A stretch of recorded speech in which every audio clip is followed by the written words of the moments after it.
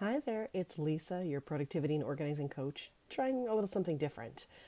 I'm constantly emphasizing the fact that we need to play to our strengths and work within our comfort level, right? Okay, I have a podcast episode just recently in the last few weeks on playing to your strengths and how important that is. And one of my strengths is just having a conversation with you. It's not that I don't like to write things, but this is where I really enjoy spending time with you. So we're going to try this with the newsletter, and I'd love to hear what you think. My plan is to give you a bit of an update about the podcast, a bit of an update on my personal life, and a pro tip you can take with you.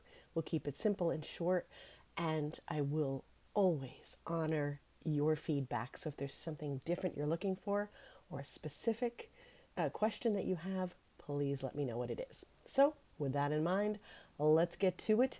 Today is January 31st, 2022. How'd that happen?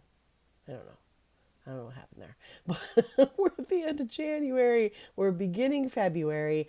And with that, the official theme I'm designating for February is all about self love. But it's not just love, it's self compassion and self care and self appreciation. It's so much more than that. It's understanding who you are and appreciating that, learning it, and going with it. And I've said for so long that self awareness is our number one productivity tool. So the more that we can nurture who we are, appreciate who we are, and work with it, the better. So, with that in mind, episode number 90 aired today, and that's with Lavista Jones. You're going to love her. This is all about how systems can support your self care. So, I'd been talking about systems and simplicity in January, and you know I'm all about that. Now we're blending the two, and isn't that amazing? This idea that we can be more efficient and more productive, but we're taking those systems and we're also using them to support caring for ourselves. Now, it's not just about making, more space in our schedule, which makes sense, right? That, systems and efficiency would create more time that we can then use to take care of ourselves. But it's even more than that. So you'll definitely want to listen. I will provide you with all the links and also a link to the blog page as well if you want to read about it a little bit more, see the show notes, and then decide if you want to listen from there. On a personal note, we had COVID run through our house now. We made it till January 2022, but it got us. So I am recovering, which is why I still have a little something going on here, and I'm doing pretty well. But boy, oh boy, was that a humbling reminder of just how much we can be thwarted. I don't know how to describe it.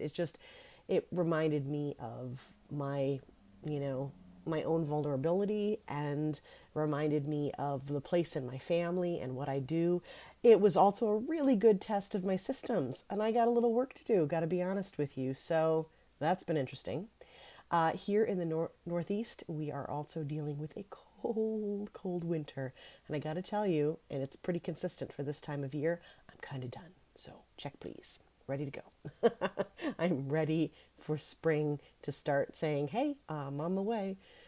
So we'll get there. But in the meantime, I am bundled up and really grateful for all the support that I have, all the understanding that I have, all the flexibility that I have purposely built into my own schedule. So now, the last is your pro tip for the week.